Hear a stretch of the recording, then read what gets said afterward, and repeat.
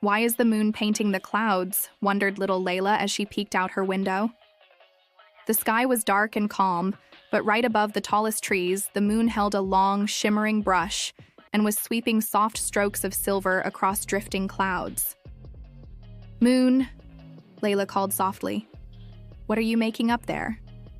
The moon paused mid-brush, smiled mysteriously, and whispered, "I'm painting a path." Layla tilted her head. "A path to where?" "That," the moon said, "is the part you'll have to help me discover." Before she could ask more, the wind twirled into her room, smelling faintly of pine and rain. "We don't have much time," it said. "The moon only paints this path once in 100 nights, and it must be finished before the first roosters crow. But the path isn't complete without the right light and the right quiet." Layla wrapped herself in her warmest blanket. "Then let's go finish it." The wind lifted her high into the cool air, carrying her to the first patch of clouds where the moon was working.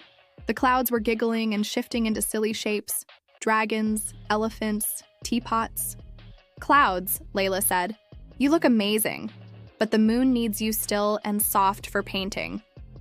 "But we're restless," one cloud admitted. "We've been drifting all night." Layla smiled.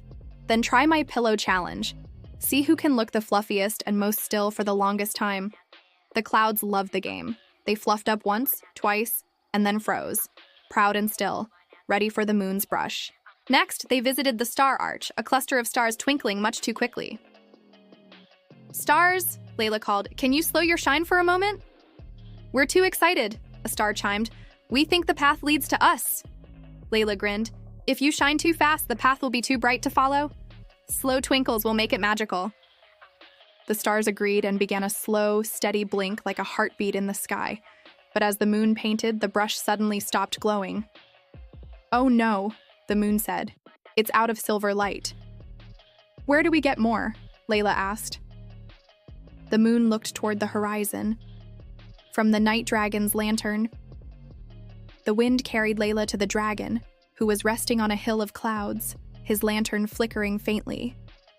"Dragon," Layla asked, "may we borrow your lantern light?" The dragon rumbled. "Only if you can make me yawn. I haven't been able to in weeks."